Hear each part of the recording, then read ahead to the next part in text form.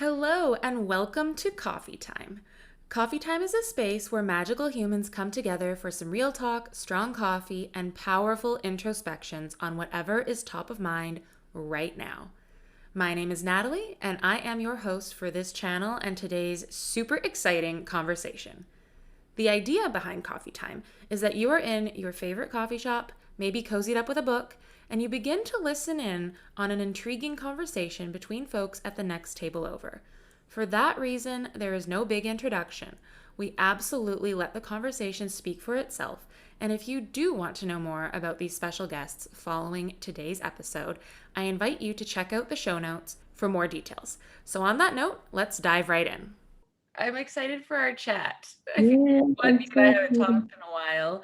Two, everyone keeps asking me these questions about all the spiritual things, and I've had a couple episodes where I touch on bits of it, but it's always so discombobulated because it's very Yeah, much like in the moment there's a topic and it's like, oh, this thing happened. Oh, Vivian was in my closet. Oh, this. But I don't even think I have like cohesively brought it all together because there's so many things I've been realizing. Um, and like you and I met kind of at like the point yeah, I was gonna say launch me forward, but like the way that I've often described this most recent spiritual awakening is like being pushed off the high dive into like a frozen over lake. Like that's how it kind of felt. And you were there and you saw the look of terror on my face. So like yeah. I feel like everybody so you're there, there, what we're talking about is like our Akashic Records class, right? So we took when was that? Was that May-ish? it was June. Like beginning June? of June. Yeah. Oh my God, 6 months already. And I just remember your face. I just remember being like, oh my God, like this isn't a superficial thing. Like to be vulnerable in that moment with strangers that you don't know, even though it felt like a community. I think that's part of we were all called to be there at the same time. But B, I was like, this chick is going through some stuff. Like they are going through something so real that I even got like chills myself. So I guess like you were there for a reason. I was there for a reason. Everybody in that room was there for a reason. What kind of pushed you into literally that moment, the Akashic Records course? Like what did it for you? Yeah. And also the other thing that I'm realizing is like interesting in that class was you and one other person. I won't name them just because I don't want to do that to someone else, but had messaged me being like, I swear I've met you before. Oh, I know. It was true. I was like, oh, there's my friend. And I'm like, no, I don't know And I felt the that same person. way, which was interesting. Yeah. And so I think that just, I mean, there might be more to it, but as of now, I'll say that speaks to the fact that we were both meant to be there at that time. Like, just leave it at that. But so I had, oh God, there's a lot that comes into that, like the sequence of events. The most recent part that got me into that class, I had a reading done in, I think it was around January, February of this year, so 2020. Um, and when the records were explained to me, like through that reading, because I don't know, you've had readings done. Like normally they'll kind of give you a context of like what the records are, what they can and can't do, what kind of questions to ask, blah, blah, blah. And when that was explained to me, it started to really click and it resonated with some things that I'd looked into previously with this book I'd read called The Eternal Validity of the Soul. And that book was like, it answered every single question I had about like life on earth, reincarnation, all the things. But more than answering the questions, it was the first time I had seen outlined theories that I had come up with seemingly on my own, Mm. like word for word. And I was like, okay, this is what I've been saying, but like I haven't seen this Did it noted down freak you anywhere. out? Like when you were Sorry. reading this, did it freak you out that you're like, okay, whoa. Didn't at the time. It was more like, okay, finally. Because I think I'm like that with, like my theory of a higher power. Like it's a lot more complex than just like, there's God, there's me, God is love, blah. Like Yeah. that's not how that works for me. And so to finally see mirrored the things that I'd been thinking was like, it felt really good. And at the time that I was reading that book, it was after a mentor of mine, um, I always just say, left the physical world. And so like I was deep in grieving and trying to understand why this person wanted to go. I didn't get it. And this all loops back to things we'll probably touch on throughout this conversation.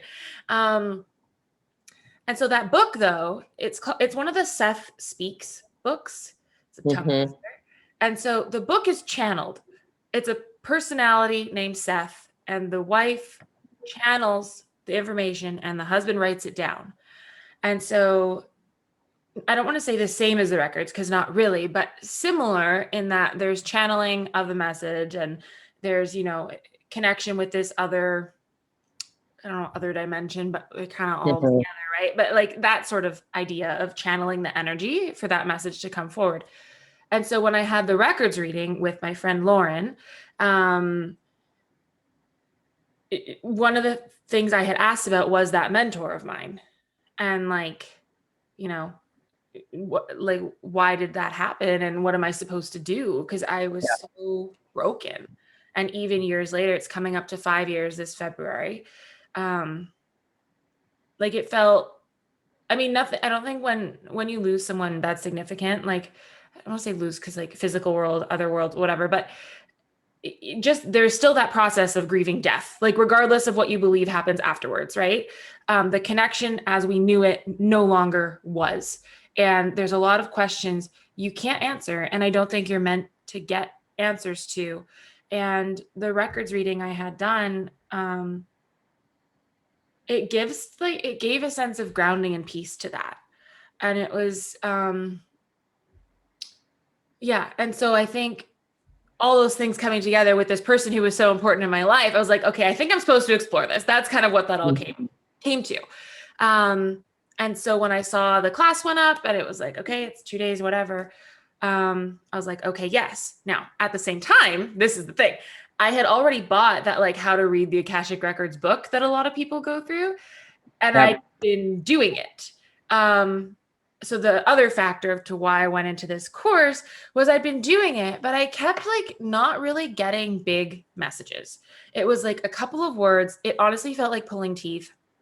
So yeah, I'd been going in and I'd been talking to my friend Lauren. She was so supportive through all this. And I was explaining to her, I was like, I go in and it sounds like there's static. And it's like but it's hard because some people are really good at explaining this, but you would know until you actually interpret energy into language, like how do you explain what it first is? And now it comes through pretty fluid. Like I don't interpret in the same ways as everyone else, but in the ways that I do, it comes through pretty naturally. But at that time, it was still very much identify the concrete input, translate, output, like very like, I don't know, Searle's Chinese room thought experiment kind of deal going. Yeah. And I think when you're like you are like either like a linear person or just like very, very rational and feel like you need cause for something or you need reason for something, the records can be really tricky in that way because like you said, it's like, how do I validate that I'm in and how am I interpreting? What is this energy? So it is definitely challenging. Mm-hmm. Oh yeah. And I remember a lot of people in our class too. I mean, it definitely came up for me, but I know there was a lot of people like, is this really it? And it did come up for me because I remember one of our course leaders and I was like, there was light, but I don't think that was mine. And they're like, dude, why would you question that? Like, come on. But at the time I was like, there's static. It sounds like there's static, but I knew that the static was people talking. And I was frustrated because I was going into my records like every day and it wasn't really progressing. And I was getting the odd little message and it was cool, but like, I don't know. So I decided to take the course, kind of like all those reasons. And it just was there. And I was like, okay, it's perfect timing. Let's do it.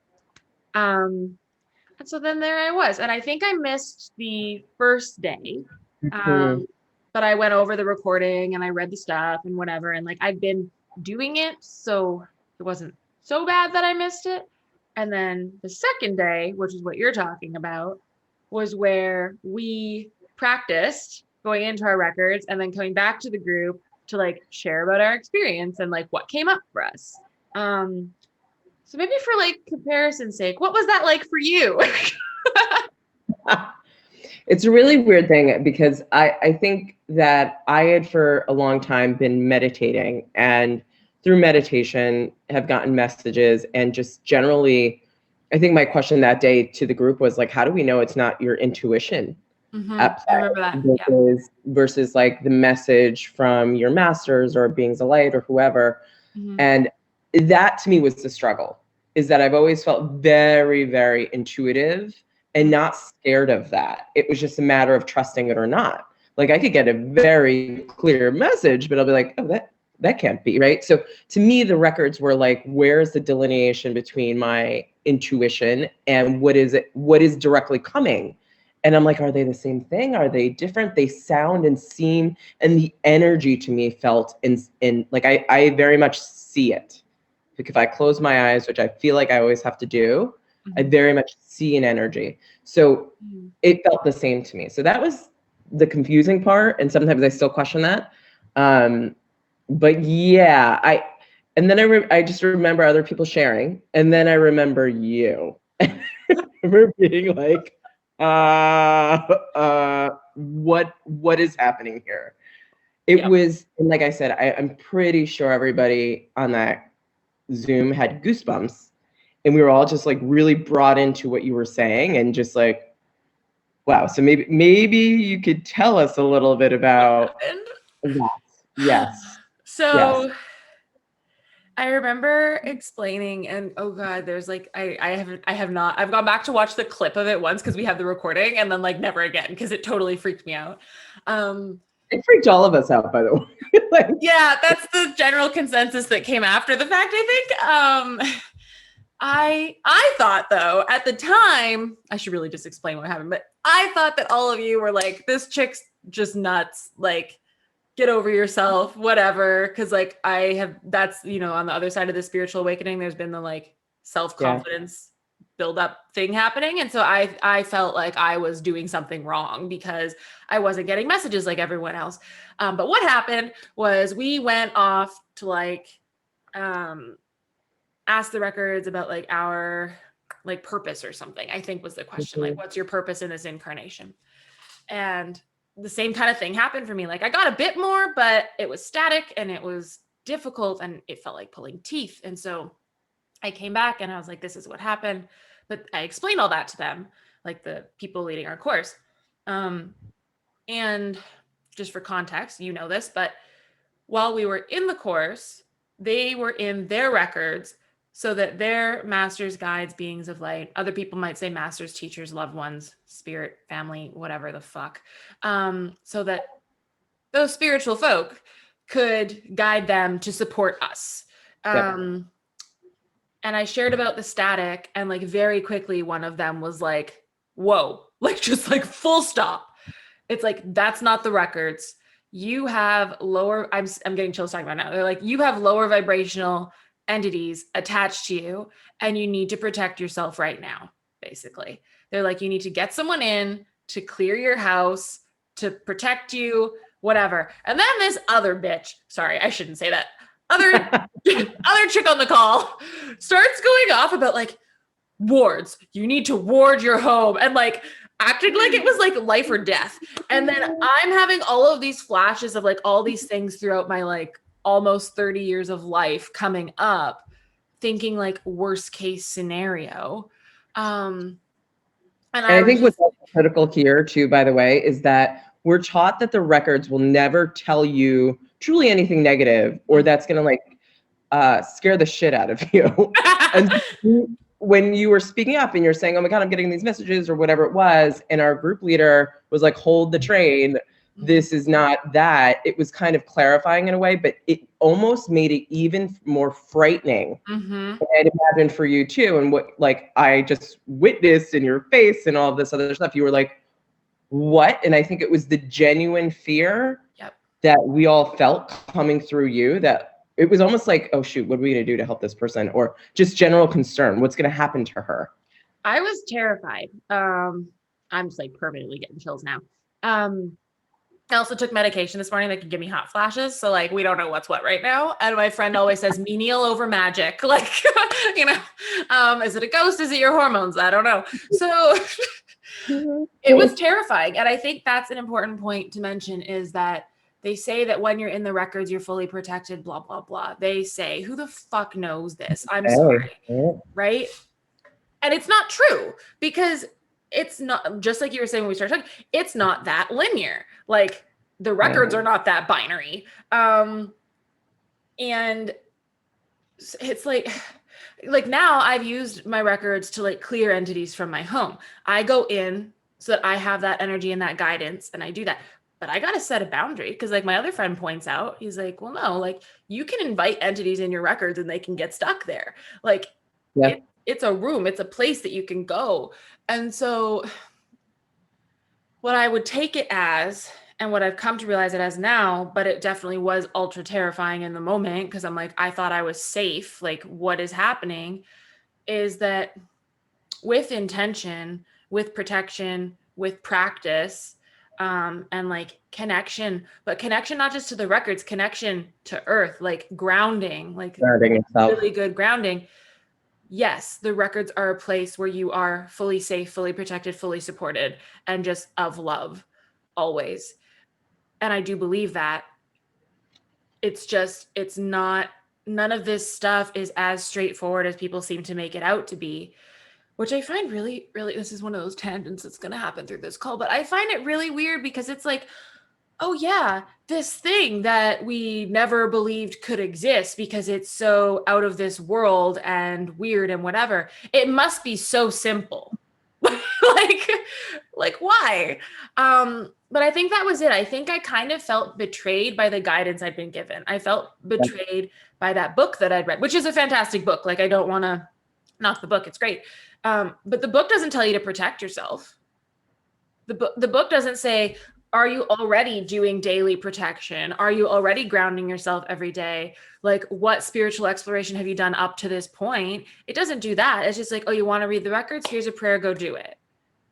And I think that's actually why, like, day one of the course, the entire time was spent having us understand what this is, having us go through like grounding practices, rituals, whatever you want to call them, and understanding that there is great responsibility when you go into this thing. It's not like we're like, cool, let's go to the records, and we get in the car and we drive like a couple blocks there, right? It's like, okay, like you're entering this. And I think it's also really difficult to make sense of, because like our human brains are they're trying to connect dots, like, and that struggle is real, especially when you're dealing with, do I actually believe this? And then, okay, do I believe it? But oh my God, I'm getting messages, and also they're not so great. I'm scared. So what do I do with that? Which is where you were. Yeah, I was terrified. What did you do with that? Yeah, tell us. So terrified. Basically, like right after that call, I think I commented on Facebook saying like, I need help with protecting my house ASAP. A couple people reached out. One person like said they were going to help me because we were coming up to a new moon. So like, it's a perfect time to like do warding and like all this stuff, and they could do it from a distance and whatever. So I like gave them my address, and then like nothing ever happened. I was like, now this random witch just like has my address. That doesn't seem so good. But what happened was, someone I had worked with at David's Tea commented saying, I have a friend I think might be able to help you. And I was like, please see if they can. So this person coordinated that, gave me that person's phone number. I texted them. And by the Monday night, we were on a phone call. Really cool thing. They had not really spoken for like a year or more, and had reconciled like just a week prior to me reaching out for help. There are no mistakes. No, right? but wait, there's more. So, but I'll get to where that went and where it is now. But so that person called me and we're on the phone, and I was like, well, she's like, so there's a difference between like ghosts and spirits, and like she's dealt with all of this. She's like, I woke up to like 10 people standing around my bed, and I was like, well, I don't want to see them. And she's like, honey, you might not have a choice. And I was like, fuck. But she kind of gave me some basic things I could do that night, and planned to come over on the weekend. So she came to my house the following Saturday. So I had to make it like a week with all this stuff going on. But that night she was like, I'll send you some protection. And so basically she asked her angels to bring my angels. Mm-hmm.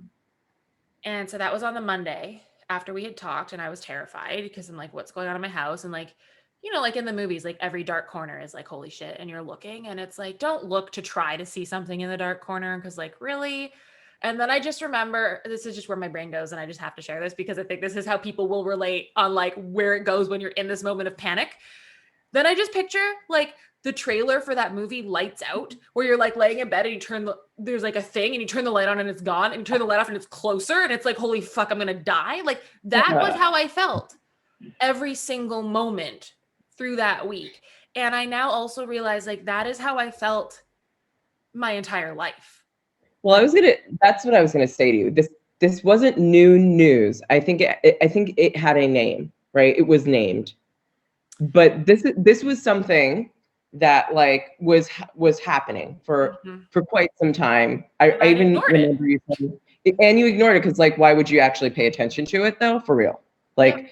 I remember you also saying too, like your cat was like seeing things or like whatever, and you were just like, what's going on? So like this was happening. It was just now named as like this low vibrational energies that are around you. Apparently is the same as a ghost, FYI. So I was really holding on to this whole like, oh, lower vibration, like whatever. And then my friend's like, honey, that's a ghost. I was like, no, they lied to me. But no, they didn't lie to me. They just used different words, like whatever.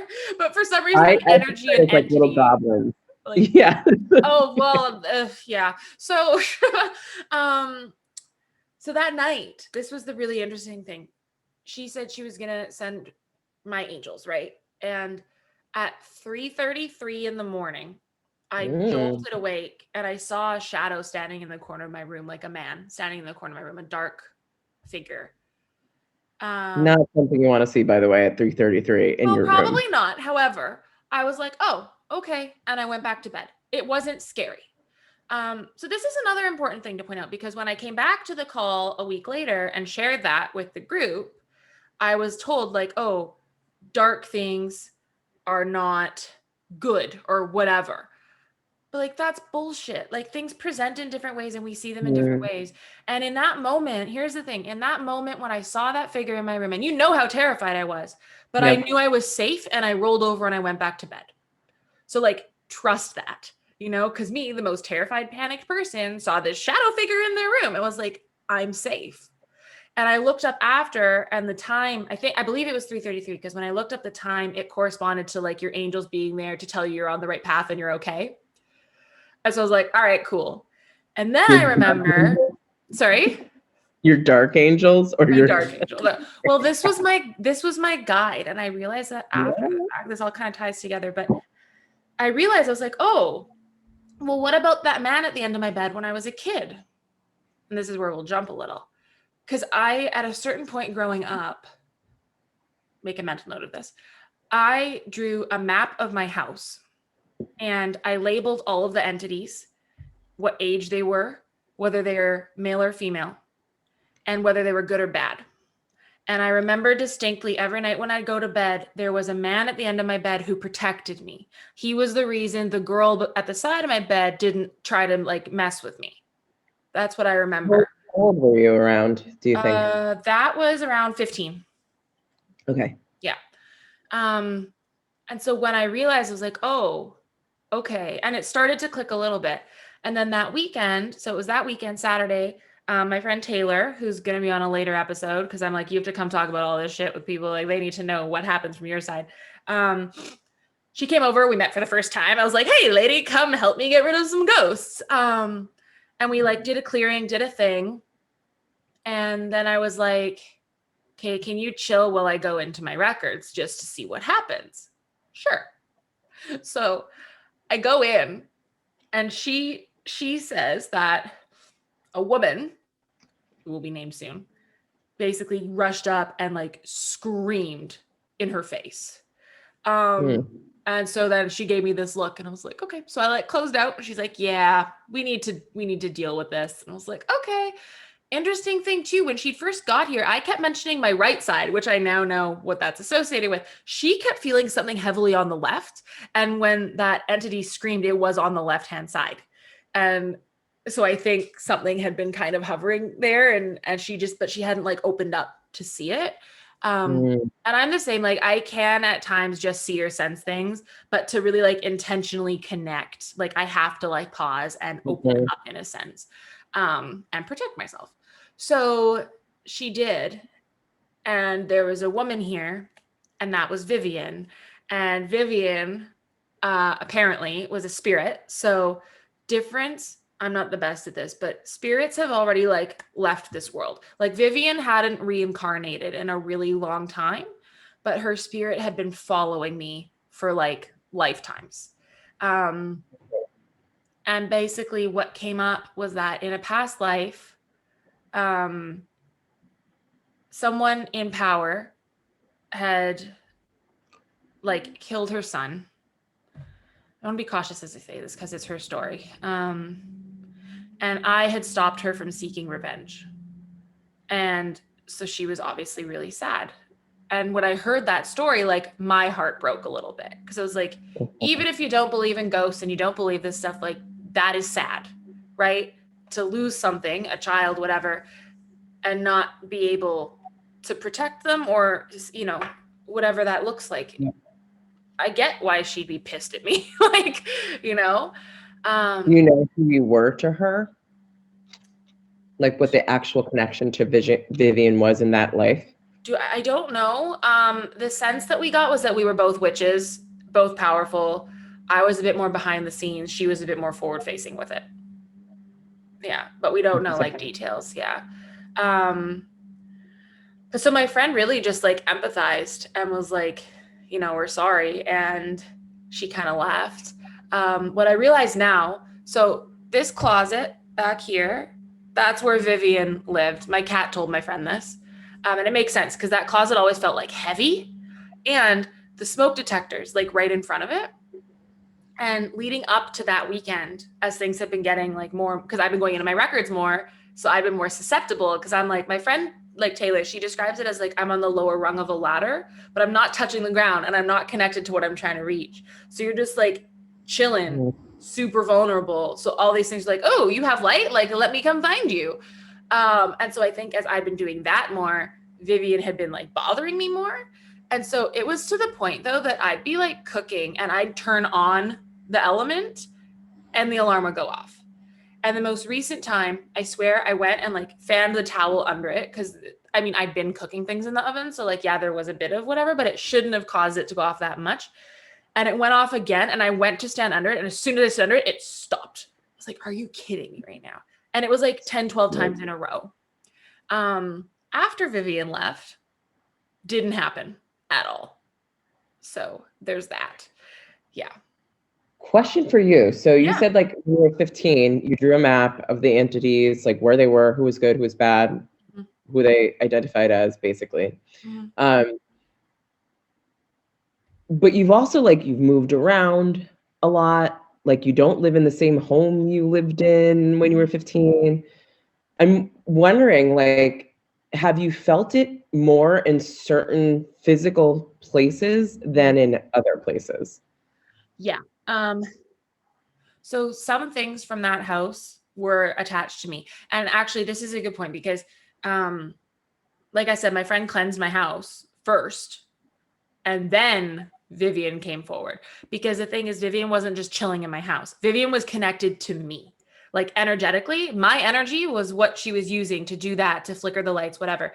And so, but I think that's important to note because I've seen people like even in my group, like on Facebook, Soulscape, and they'll say like there's an entity and it's attached to me. It's like, okay, but is it actually attached to you or is it chilling in your space or what you call your space? Because what you need to do to deal with that is very different. Or if you Yep. want to deal with that, that's the other thing. Um, so they definitely moved. And I think as well, that specific house where I drew the map, I think it was the worst because we were there when my parents were divorcing. And so we were all very vulnerable and Yep. susceptible. And it was a Yep. house already of turmoil. And like there was a trickster. and other things. And like, I have friends who aren't even into this stuff, and there were rooms in that house and they were like, I can't go in that room. So Mm. like, it was dark. I don't want to say evil. I don't think it was like, it wasn't anything like demonic. But it was a little bit more, is the word malicious? I don't know. Yeah. Literally the word I was thinking in my brain just now was malicious. Yeah.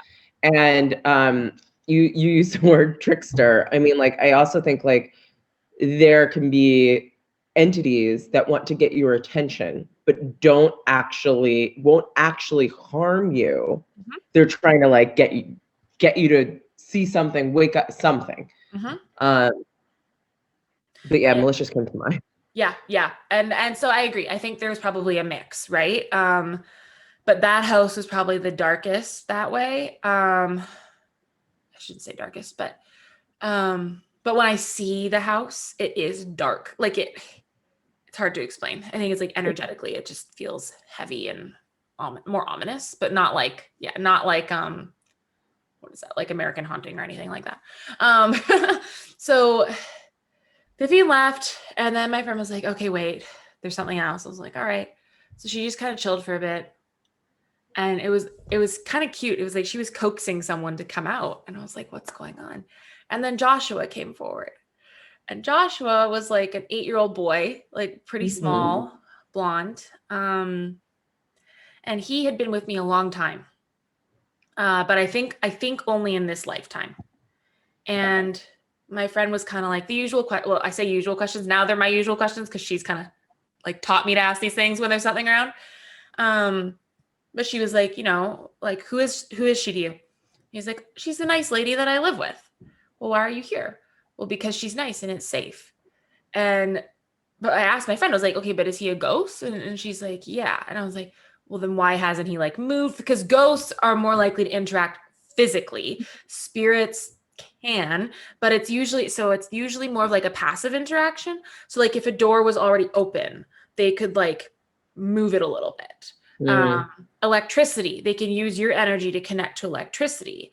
Whereas like a ghost could physically pick up an object and throw it.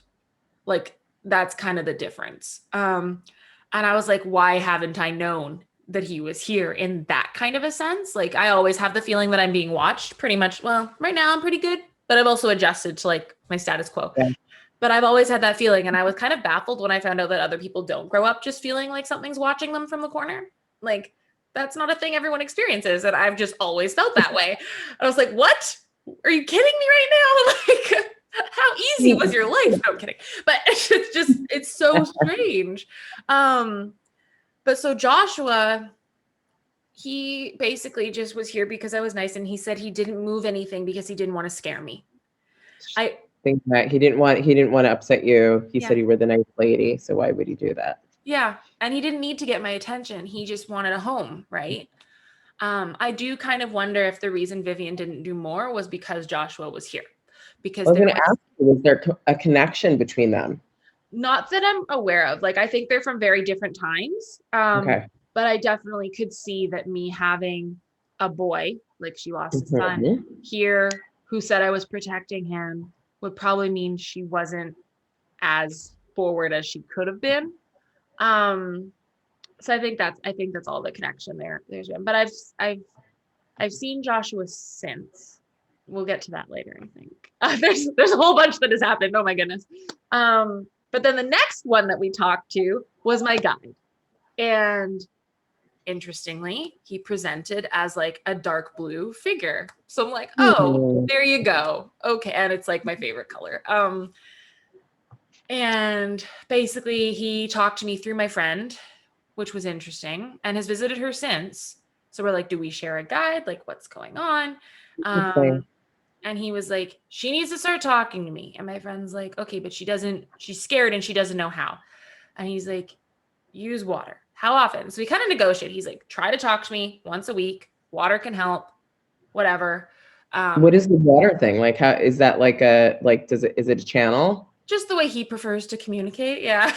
And so, but my friend was like, she doesn't like water. And she's like, is there another way? And he's like, I prefer water. Kidding me right Water, now? like get a cup of water, or water like sit in the tub, or water like go to the ocean? Like what is that? I think I'm doing more of this, sorry. I think it could have been any. Like it was just to use water in some way. So like I know some people will use like a cup in front of them. I do notice now though, like a lot of the times I'll have a shower and when I get out of the shower, like the first foot I step onto the bath mat, I get like this hit of claircognizance. Like it's just like boom. So I don't know if I'm connecting when I'm in there, but maybe not as like intentionally. But also like water can just be like I don't want to build it up as more than it is because like water can be calming. It can help with meditation. Like, so maybe it was just like this is a way you can feel relaxed to connect. Like who knows? But it was funny because I hate water. And he was still like, no, it's what I prefer. And I was like, fine. Um, and then yeah, so I kind of started gradually trying to connect with him. Um, and now he's not around so much, but Do you think that like he's not around so much because he's not necessarily needed right now?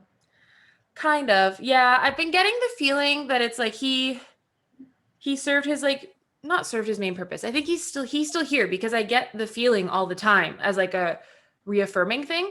But it's kind of like how my friend explained it's like her guides and the people she works with, like they're always going to be connected to you, but it's not like they're there having a conversation with you.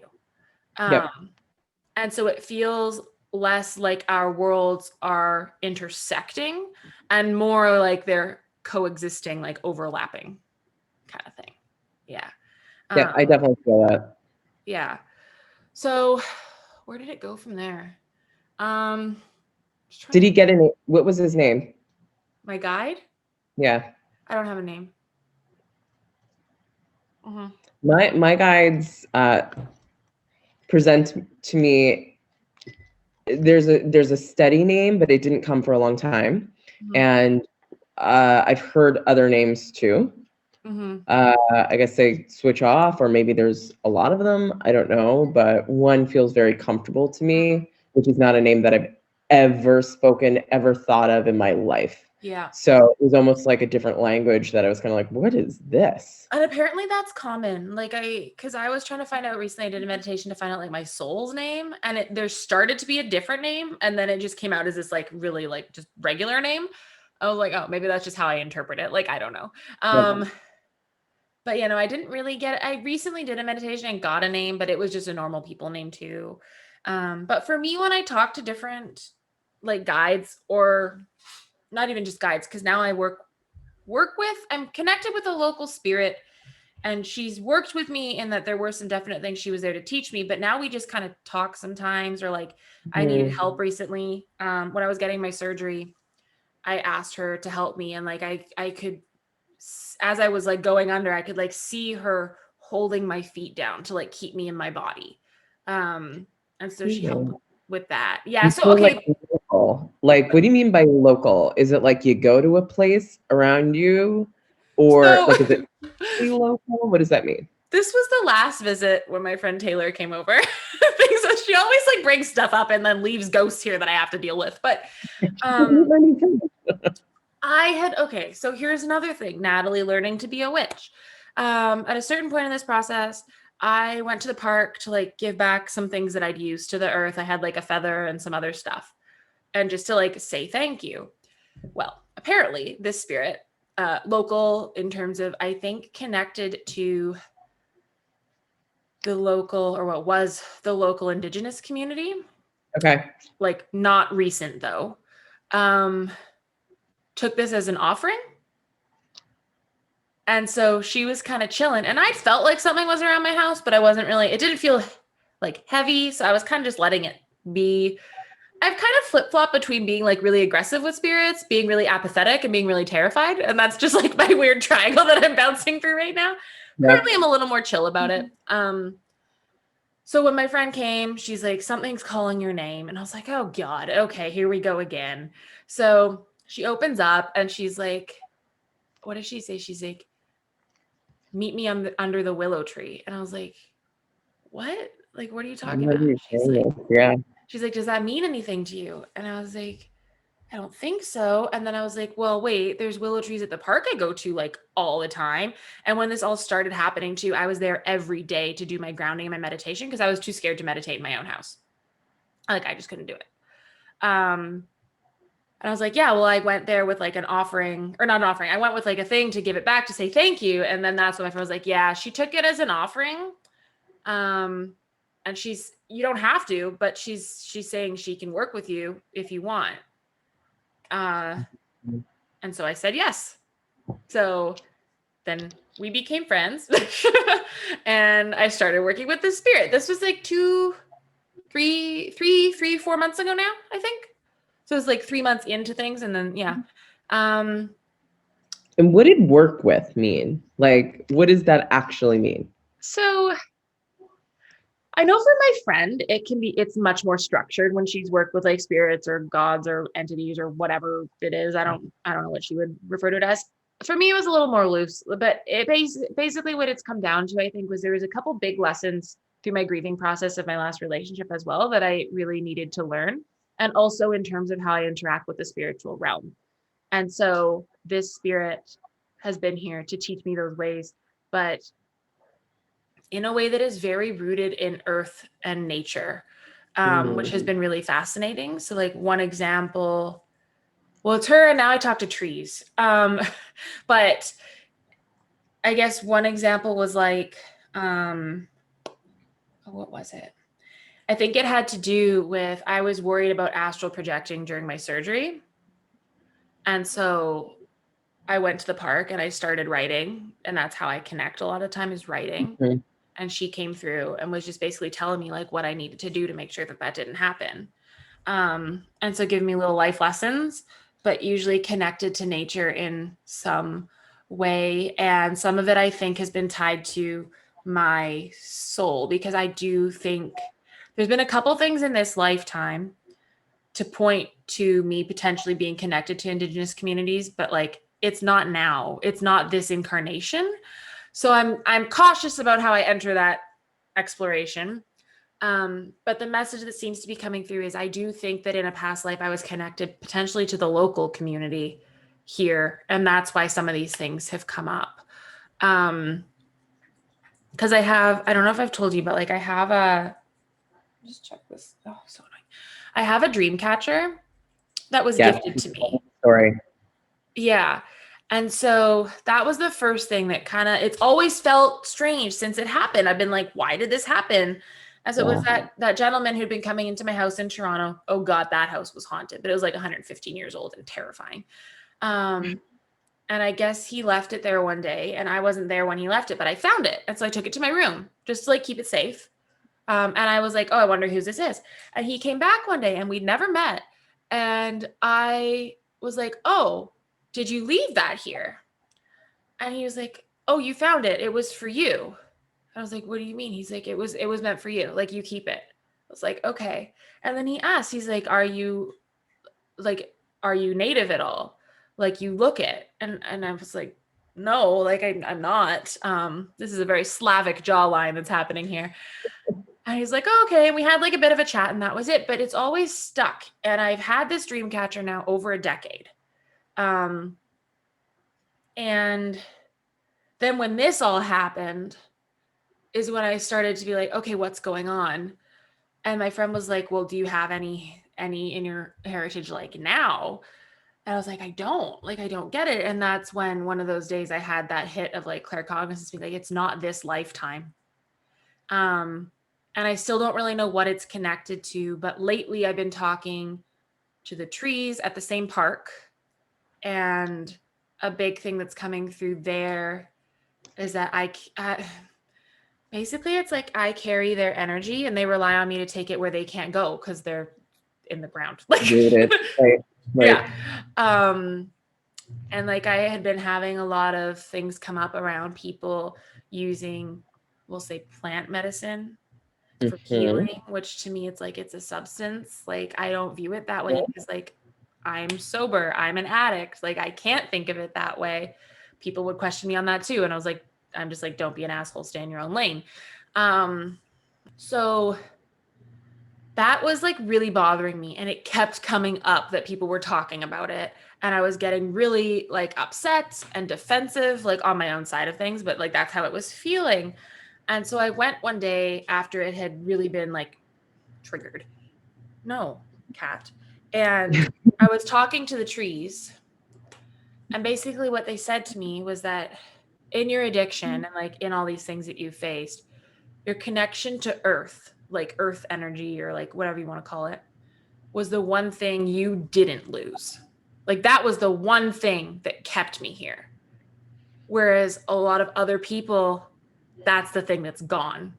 And that's why they need to like actually physically look for medicine to ingest in that form to reconnect to earth, to reconnect to nature. But like my soul has always had that. My body has always had that. And that's why, in addition to just the addiction stuff, it feels so not right to me, is because that's my constant, that's my anchor. And further, they kind of said like that's the healing that you are meant to carry.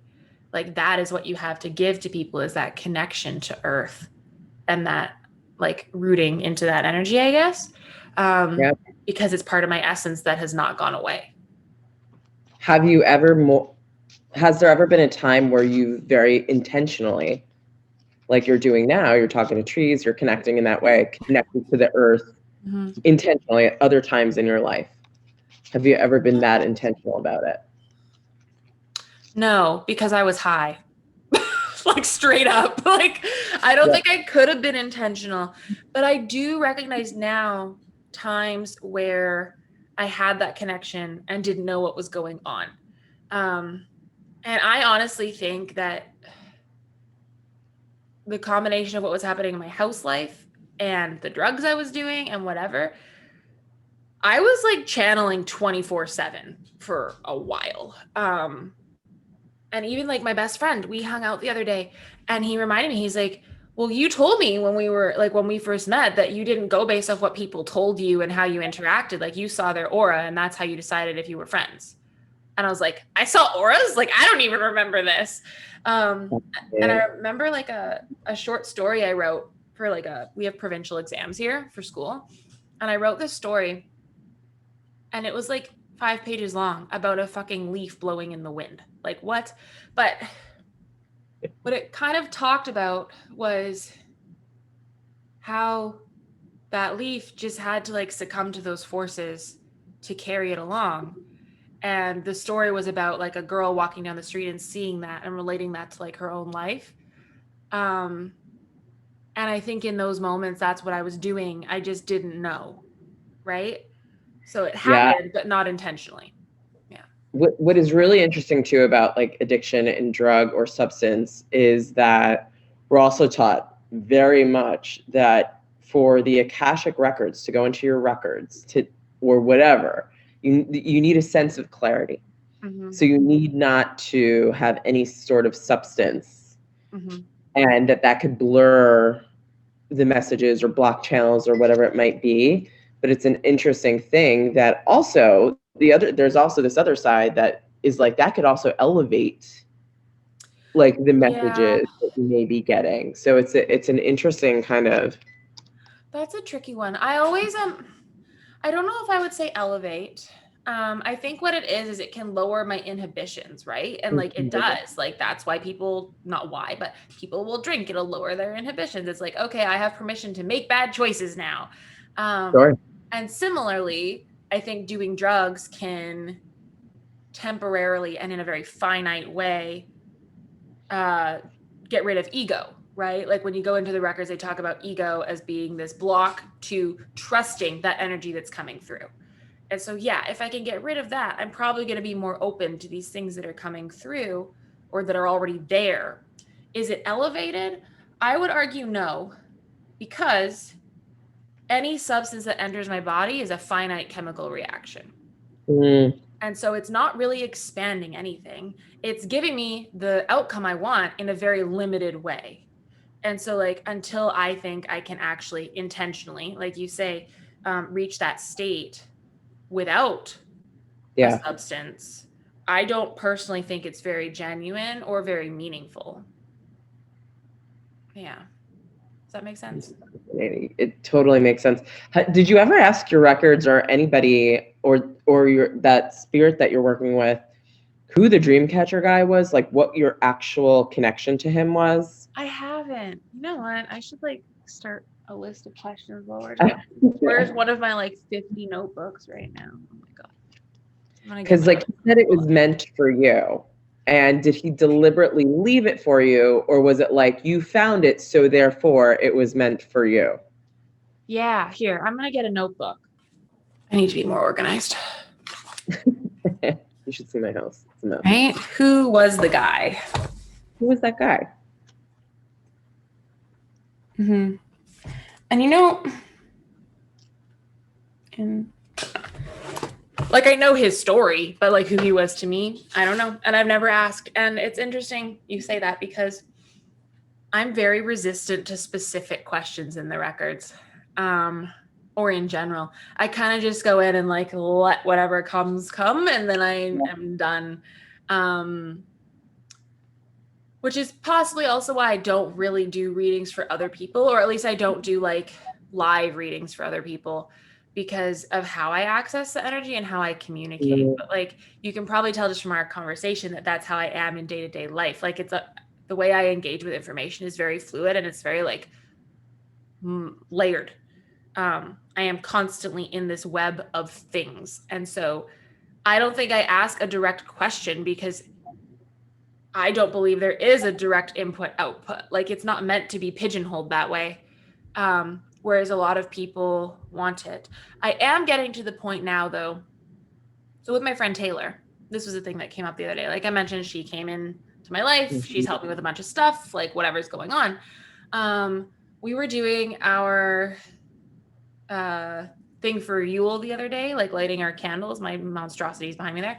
And every time I would talk, her candle would just like whip around. Like it did nothing when she was talking. And I wasn't at her house. It's COVID. I'm here. We're on FaceTime. So it's not like I was breathing. Yeah. It was like, you know.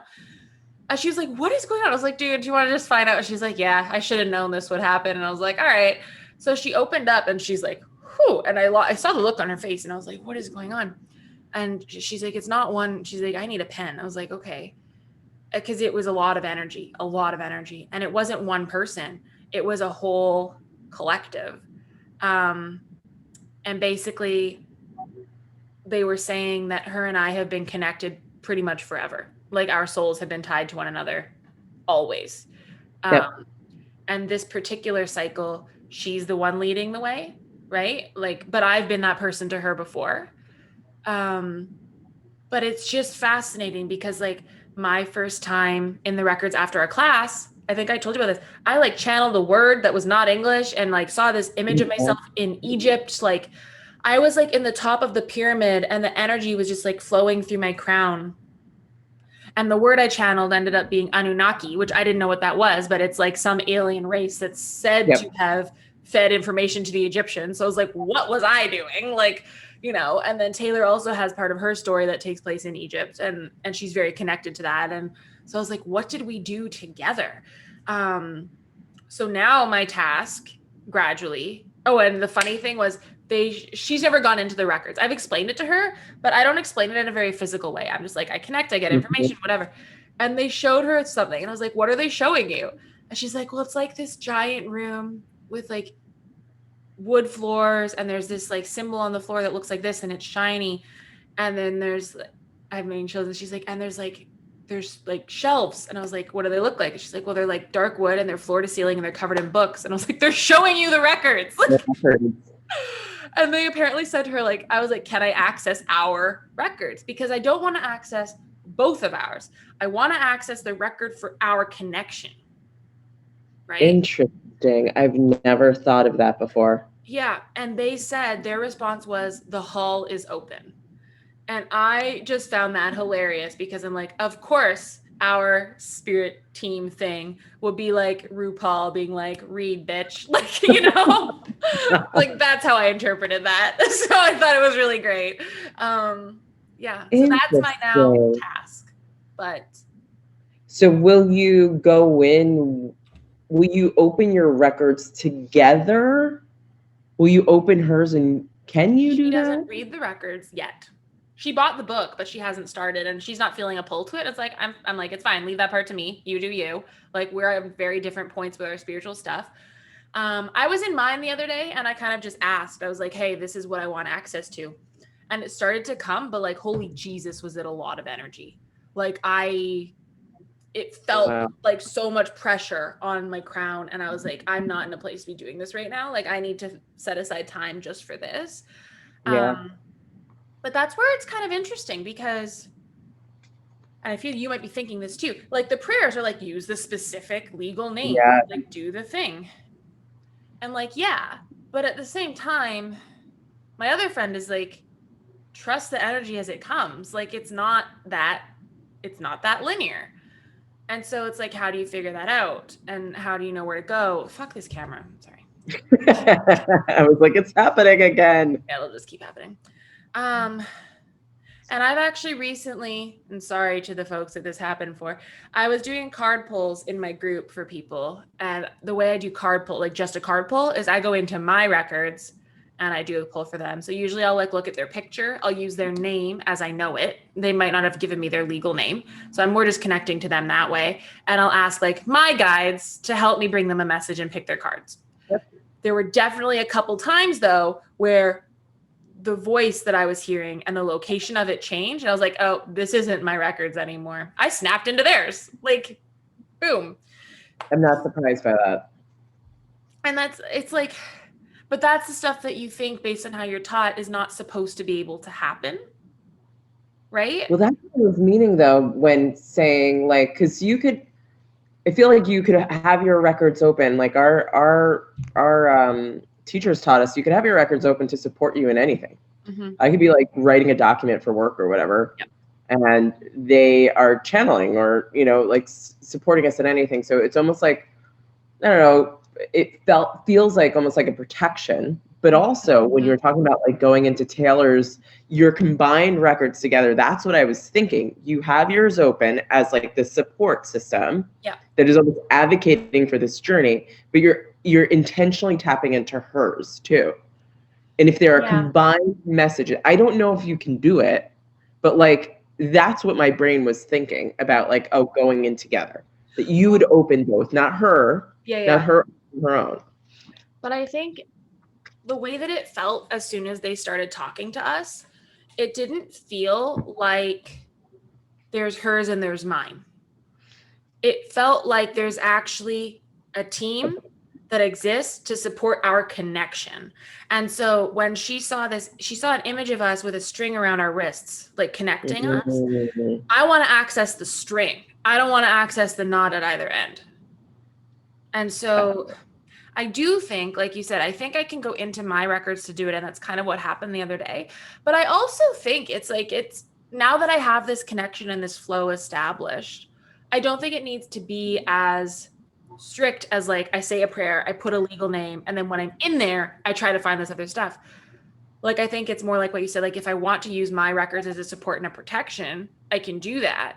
But really, I can just get, I normally just sit, close my eyes, protect myself, and be like, I want to connect to the essence of this and invite that forward.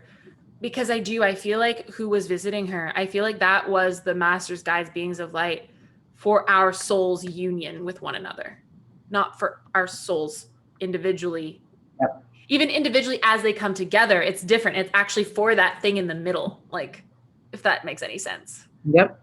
Yeah. And so like when you're doing your card pulls and you're going into people's records, I also interpret that as like they have something to say to that person. Do you know what I mean? Like that it's almost like they're tapping into your energy. It's not versus like you tapping into theirs. It's like they are coming in to say something and you're a channel to deliver that message. Yeah, because I'm definitely not trying. Like without someone telling me you can go in, like I would never try to go into someone's records.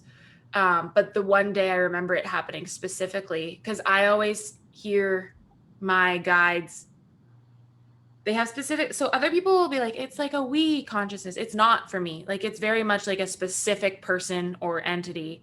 And I should say the spirit I work with, it can talk to me when I'm in my records, but I think because I invite her there, I'm like, yeah, you're allowed to be here, so it's fine. And I hear like, I have one guide who's like located here, and that's a woman. And I have the other spirit I work with, and she's always kind of up here. And then I have my other guide who's always here, and that's a dude. And like that's how it comes across for me. And so when I was in this other person's, and whenever I'm in someone else's records, it's a different voice and it's a different location. Or it could be a more of a we feeling. Like one person the other day, it was more like that. And so what happened was I had been hearing this voice, and then all of a sudden it was like totally different and over here. And I was like, who are you? We haven't talked before. Like, you know. It's really fascinating because like what you're saying now and connecting the dots between you mapping out the spiritual entities in your Oh in yeah. your house is that's the way that you make sense of this. Mm-hmm. And that's the way that they like come through to you. It's like a guide. It's like a map, Mm-hmm. literally like a map. And if you're somebody that like visualizes things, Mm-hmm. that makes so much sense. It's almost like they were showing you, even if those folks weren't, maybe the guy in the dark blue or whatever, but even if the other ones weren't your spiritual like healers or masters or Mm-hmm. beings of light or whatever, that's how it makes sense to you to come through. Yeah, I hadn't actually thought about that. It is. It's like I had the physical map for my house, and now they're like, "Hey, this is what it looks like here too." I'm doing more insulin. Sorry. I ate a different breakfast than usual because with my medication, Wow. I have to take my medication with food, and the last couple of days I've taken it with food, and it hasn't been sufficient, and then I get feeling really gross. Oh no. But now it's like I definitely didn't take enough insulin for what I ate, so my blood sugar is super high and I feel bleh. But no, that is really interesting. And so yeah, that map, oh god. I'm just trying to think about where things are at now. I guess that's really how it's all come together now. There's been so much more in between, but that's like the most recent thing that has kind of happened. And then the breakup as well was a thing. Yep. And a lot of this gave a lot of clarity to that as well, which was just fascinating. I mean, it's also, by the way, no mistake that all of this stuff is happening this year. Oh yeah. And that you're physically in a place and staying in that place and being able to open up and examine that place and yourself. Mm-hmm. Again, there are no mistakes there.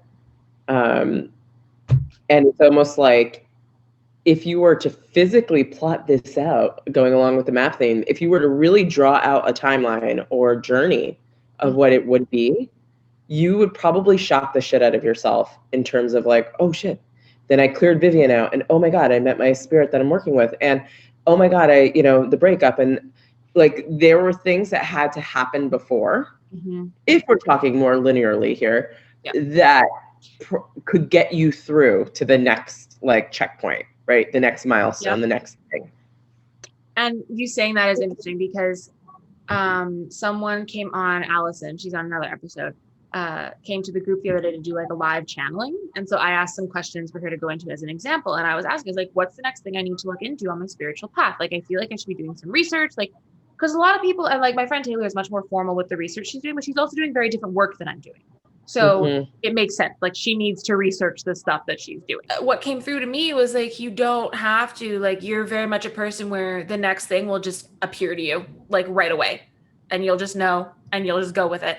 And that's kind of been what the last 6 months has been like. And I think the only time I'm feeling a pull to really research is because currently I'm feeling a pull to like a specific religion, spiritual practice. And it's a closed practice. So like you can't just dive into that. But it also doesn't mean I have to go hard with reading all the books right away. Like things will reveal themselves to me as I go. And actually it was fascinating because, and it's Judaism, and I've always felt a pull to Judaism. And as you know, because we've laughed about this, like, of course he's Jewish. Like, so I went on this live the other day for like 2 minutes. I like tuned in. And the thing that was said was there's a fundamental belief that all Jewish souls, past, present, and future, were present at Sinai. And that a Jewish soul can be born into like a non-Jewish body and it'll find its way back. And I was like, oh, okay.